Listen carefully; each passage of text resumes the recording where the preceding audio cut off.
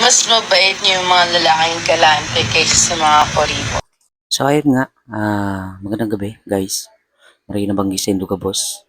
Sabi ni ate, ang mas mabait daw yung galanting lalaki kaysa kuripot. Ganito kasi yan pare. No? Ang pagiging galante ng sarong lalaki, no? Kadalasan nahihiling yan bilang ano yan, bilang tanda o pagiging maalaga, di ba? O mapagbigay at mas malapit sa ibang tao.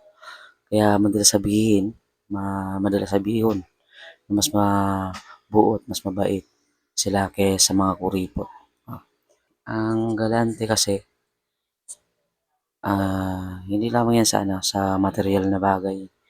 Naiiling yan, ah, nagpapahiling din yan ng pagkukusa or pagnanais na magbahagi o magpa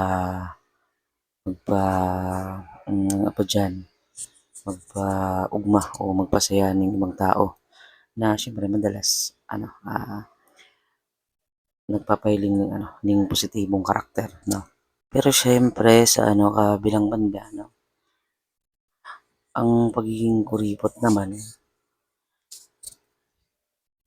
di man yan nangangahulugan na maraot o maraot ang ugali mo, masamang ugali o basta yun, di man yan nagpapahiling ng araw kaya may mga taong lang talaga, kuripot dahil sa pagiging, siguro sa pagiging maingat, o praktikal lang talaga sa mga bagay-bagay. Mas madaling sabihin mas mabuot ang galanting lalaki sa siguro sa konteksto ng pagbibigay at pagiging mas bukas palad, 'no, bukas palad. Pero hindi naman dapat husgahan ng mga taong siyempre may mga taong nagtitipid lalo na kung responsable sila sa